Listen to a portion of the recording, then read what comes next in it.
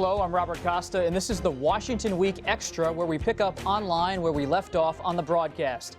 Joining me around the table, Shauna Thomas of Vice News, Peter Baker of the New York Times, Ann Guerin of the Washington Post, and Michael Crowley of Politico. In the early days of the Trump administration, President Trump's personal lawyer, Michael Cohen, leveraged his role as Trump's attorney into a lucrative consulting business. Cohen sold himself as a Trump insider who could help negotiate the administration's views on key issues. Cohen had deals with the telecommunications company AT&T, pharmaceutical company Novartis, and also had a deal with a company linked to a Russian oligarch. Cohen was never registered as a lobbyist. AT&T and Novartis CEOs have both apologized for what they are calling a mistake. Peter, Cohen in the news every day. We seem to learn more about his business relationships. How much of a burden is this for the White House as they look on? Well, this is why you heard a few weeks ago that the White House is more concerned about Cohen and this investigation in Southern District of New York than they are about the Russia probe by Bob Mueller for the moment. Now, that may be a short-term dynamic on their part, but there's so many different tentacles to this thing, and so many things that haven't come out yet that that seem very, at the very least, threatening to the president, if not necessarily directly implicating him in anything. What were the companies paying for with Cohen? Was it access to the president? Was it just to try to have an in with an administration that was led by an outsider? Well, what they basically said was, I think Novartis said they were interested in trying to understand the Trump administration and their positions on pharmaceuticals as well as healthcare. AT&T also said something along the lines of trying to understand the Trump administration. So it looks like what they were paying for was someone who knew President Trump. And Michael Cohen knows President Trump. Whether that's lobbying or not, that gets into a whole other thing. But basically, they wanted some, I would think, direct path to President Trump. How different is this?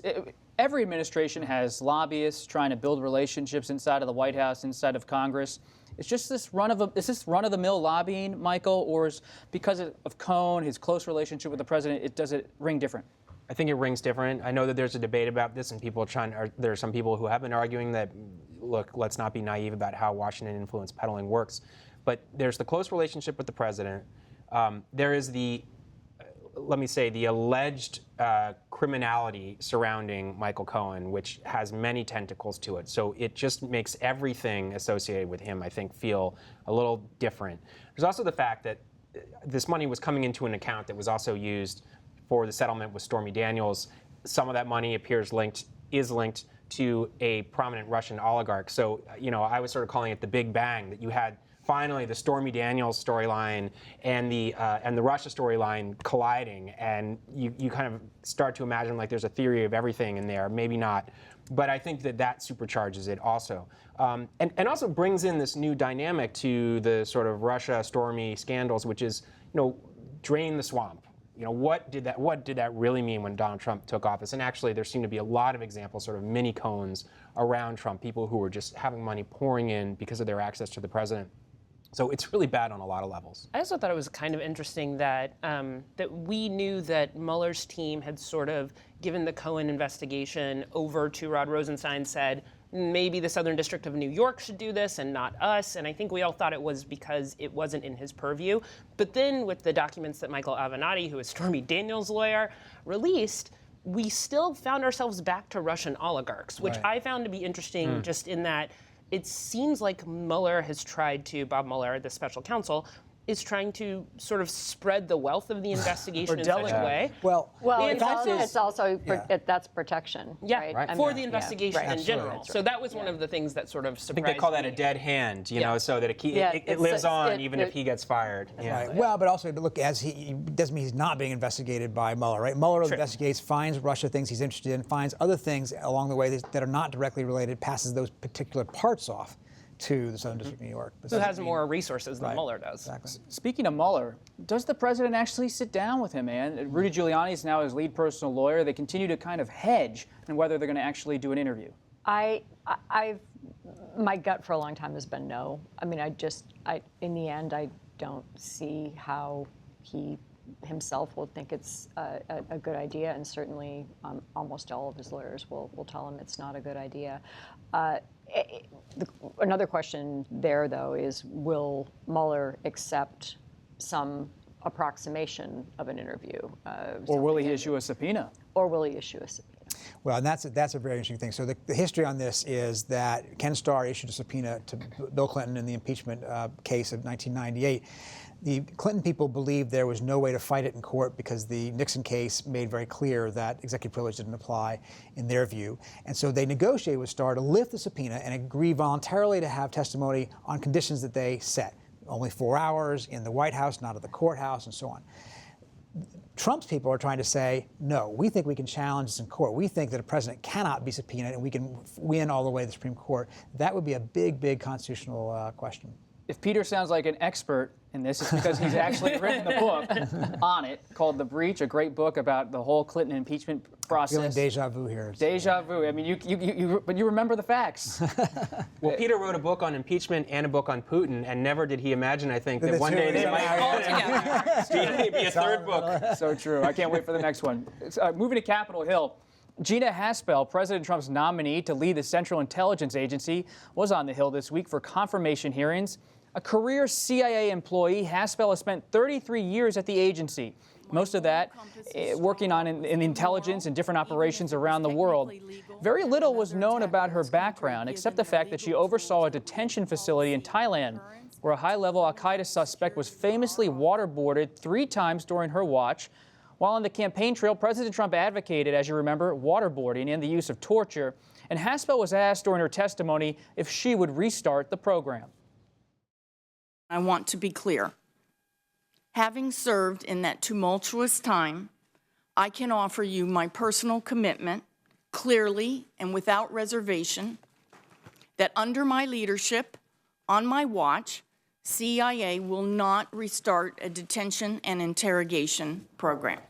Senator John McCain, himself a victim of torture, said in a tweet that Haspel's involvement with enhanced interrogation disqualifies her nomination. Where does it stand on Capitol Hill? Well, despite John McCain's tweet there, it looks like she probably does have the votes. The committee will vote next week. Joe Manchin, the Democrat from West Virginia, has said he'll support her. Susan Collins and Lindsey Graham, both of them are friends of John McCain, said they'll support her. So she'll probably get through with a Mike Pompeo-like vote in the mid-50s. So strong confirmation hearings. It was only about a week ago there was talk that maybe Haspel would withdraw her nomination because there didn't seem to be sufficient support. Yeah, but it seems like the White House was able to buck her up a little bit. They finally sort of started to take her to people's offices. We saw a little bit of that at the beginning of this week and the end of last week. And she got through. I don't think we had the conversation in this country that we sort of maybe kind of thought we were going to have in that confirmation hearing, which was a much more intense conversation about what does America stand for and what constitutes torture. But she answered the questions, I think, that in a way that was very similar to if you looked back at John Brennan's transcript from his confirmation hearing, saying waterboarding is bad, we'll never do that again, not calling it torture because that has implications that are legal, and then just trying to move on from that question. You know, what I'm struck in all this is that it's a reminder that for all the China that President Donald Trump has been breaking and all the norms he's violating, the outrageous comments, one thing that you haven't seen is a return to the rhetoric from the campaign in which he talked about torturing terrorist suspects, executing their entire families. That is really, one of the few ledges that Trump, I think, seems to have been talked down from. It seems like Defense Secretary Jim Mattis played a really important role on that, and he respects Mattis a lot. Doesn't respect Mattis enough to stick with the Iran nuclear deal. So there are important exceptions. But so one thing that's interesting about the context here is you don't have a president who is sending signals from the Oval Office that this is actually something that he wants. Now, I think we still have to consider it a possibility. Because Trump is Trump and he is unpredictable. But it's worth pointing out a dog in this case that is not barking. When you think about Haspel, part of the reason she was nominated, Ann, was because she's close with Secretary of State Pompeo while he was director of the CIA. Does her nomination reflect his power within the administration? Yes, I think on 2 fronts. It reflects the power that he could make a recommendation of a career person who the administration the White House would accept, and he clearly is still going to be partly in charge from down the street. You think so? Oh, I think so. I mean, yeah. And it blocks out a rival. Tom Cotton, who at one point had been seen as a possible CIA director, Mike Pompeo, strong figure, would have a strong say in some of these national security conversations. Also, like Mike Pompeo, may want to run for president someday. And also was interested in being Secretary of State. Yeah. Now he's going to sit in the Senate. Yeah. Well, we'll keep an eye on Haspel, previously unknown figure, now at the center of everything here in Washington. That's it for this edition of the Washington Week Extra. While you're online, check out the Washington Weekly News Quiz. I'm Robert Costa. See you next time.